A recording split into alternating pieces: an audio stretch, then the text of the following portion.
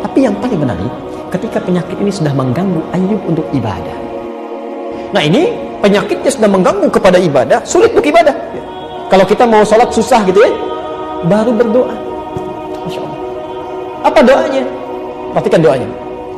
Rabbi anni massani yadhurru wa anta arhamur rahimin. Perhatikan kalimat doa. Ya Allah, penyakit ini sudah mengganggu saya untuk bisa mantap menunaikan ibadah kepadamu. Ya Allah, penyakit ini sudah mulai mengganggu saya dalam ibadah nih, sudah gak nyaman lagi ibadah. Sedangkan kau yang paling sayang kepada saya. Kalau dalam bahasa bebas, kalau yang paling sayang saja tidak mengabulkan doa saya, lantas kepada siapa lagi saya mesti minta? Allahu Akbar. Ketika kalimat yang disampaikan oleh Nabi Ayub melekatkan kata ibadah, langsung turun jawabannya di ayat 84-nya. Fastajabna. Menggunakan fa. Saya pernah terangkan dulu ya, masih ingat? Ada menggunakan huruf waw, ada menggunakan thumma, ada menggunakan fa. Itu beda. Kalau pakai waw itu ada jeda sedikit. Kalau bahasa Qur'annya wastajabna, artinya Ayub selesai berdoa nunggu 5 menit jawaban turun. Kalau pakai thumma, berdoa saat itu barangkali besok baru terjawab. Tapi kalau menggunakan fa, itu artinya tidak ada jeda. Selesai berdoa seketika jawaban turun. Fastajabna lahu fakashafna ma bihi min dhurr. Kami langsung jawab doanya, kami sembuhkan dia. Fastajabna lahu, kami kabulkan permohonan Nabi Ayub. Fakashafna ma bihi min dhurr, kami pun hilangkan penderitaan Nabi Ayub alaihissalam. Kata Allah, urkud birijlik hadza muktasalun baridun wa syarab. Tendangkanlah kakimu kepada tanah, akan keluar mata air yang kau gunakan untuk mandi. Maka dia pun menendangkan kakinya, keluarlah mata air, dia pun mandi. Ya, dia mandi. Seluruh yang di tubuhnya semuanya hilang, luka-luka, borok-borok, semuanya hilang. Tubuhnya menjadi sehat kembali, menjadi segar kembali, menjadi gemuk kembali. Ya, tadinya kurus krempeng, nampak muda kembali, wajahnya ganteng lagi. Kemudian dia tendang lagi kedua kali, keluarlah air, maka dia pun minum. Wasyarab, dia pun minum. Maka seluruh penyakit dalam tubuhnya yang tadi di luar sekarang di dalam semuanya keluar, semuanya hilang. Maka dia pun bangun dalam kondisi segar, sehat. Lalu Allah Subhanahu wa taala memberikan baju kepada Nabi Ayub alaihissalam. Kemudian tatkala itu air yang tadi dia buat mandi berterbangan menjadi belalang emas.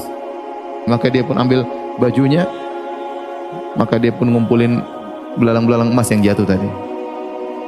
Fanada rabbuhu, maka Allah berkata, Rabbnya kepada Nabi Ayub, Ya Ayub, wahai Ayub, alam akun agnaituka amma tara? Bukankah aku sudah mencukupkan engkau ya Ayub?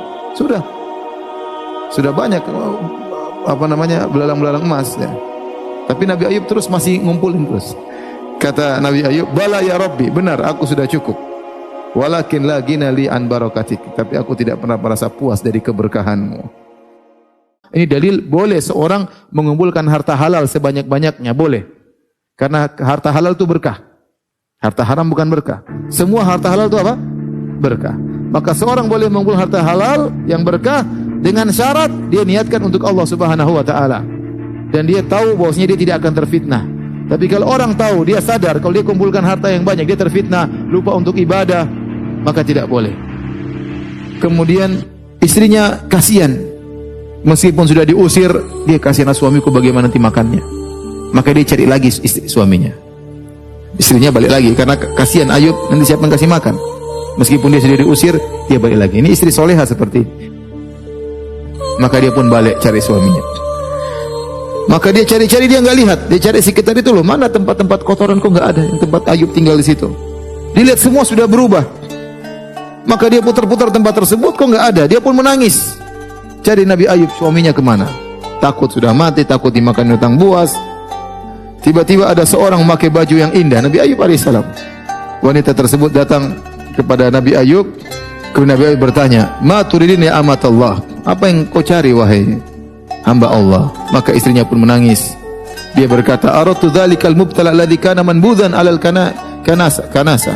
Aku cari seorang lelaki tadi yang terbuang di tempat kotor-kotor itu. Aku tidak tahu kemana dia. Apa yang terjadi kepadanya? Apakah dia hilang? Maka Ayub, dia tidak tahu itu Nabi Ayub. Nabi Ayub bertanya, ada apa urusanmu dengan dia? Dia menangis. Kata istrinya, itu suamiku. Apakah kau melihatnya? Kata Nabi Ayub, apakah kau mengenalnya jika kau melihatnya? Kata istrinya, saya tentu tahu, itu kan suamiku. Kemudian wanita tersebut mulai melihat Ayub, tapi dia ragu-ragu. Tahabu, dia kayak tunduk, lihat lagi, tunduk lagi gitu. Dia bilang, adapun suamiku, dia mirip sekali sama kamu, kalau dia lagi sehat. Maka Ayub berkata, akulah Ayub yang kau pernah minta kepadaku agar aku menyembelih untuk syaitan. Fa inni ata'atullah wa asaitu syaitan. Aku taat kepada Allah dan aku maksiat kepada syaitan. Dan aku berdoa kepada Allah, maka Allah mengembalikan semua yang kau lihat ini. Akhirnya Nabi Ayub pun setelah sembuh, dia pun berusaha memukul istrinya yang Allah sebutkan, khudh biyadi wa khudh biyadika dhiksan fadrib bihi. Jangan kau pukul dengan 100 kayu ya, tapi ambillah cukup rumput ya atau semacam lidi seperti itu, kumpulkan, sekali pukul saja 100 sekali pukul, jangan pukul sampai 100 kali cambukan. Wala tahnas, jangan kau gagalkan sumpahmu. Ya inna wajadnahu sabiran. Kami dapati Ayub adalah hamba yang sangat penyabar. Kemudian juga dikatakan, tersebar berita Ayub sudah sembuh. Nabi Ayub waktu sudah sembuh, Allah perintahin dia jalan. Nabi Ayub jalan. Dilihat semua, Ayub, orang semua kagum. Luar biasa, sembuh. Alhamdulillah, Allah sudah sembuhkan. Semua orang tersebar berita. Apa yang terjadi? Ini hari pertama. Hari kedua, teman-teman, seluruh negeri datang membawakan hadiah buat Nabi Ayub alaihissalam. Ada yang bawa sapi, ada yang bawa kambing, ada yang hadiah wakafkan kebunnya. Pokoknya untuk Nabi Ayub. Dalam satu hari di hari kedua, kekayaannya Nabi Ayub menjadi double dibandingkan kekayaan 20 tahun yang lalu. Tidak bekerja apa-apa, Allah datangkan dengan caranya. Hari ketiga, istrinya hamil dan setiap tahun pada saat itu melahirkan anak kembar sehingga Allah memberikan dia 24 anak laki-laki. Padahal tadinya 12. Tidak ada yang mustahil bagi Allah. Cuma butuh keimanan dan jadikan sabar sebagai pegangan hidup kita.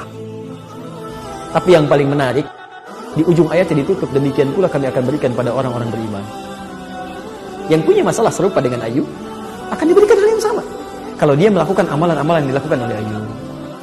Akhirnya istrinya kembali, semuanya kembali hidup.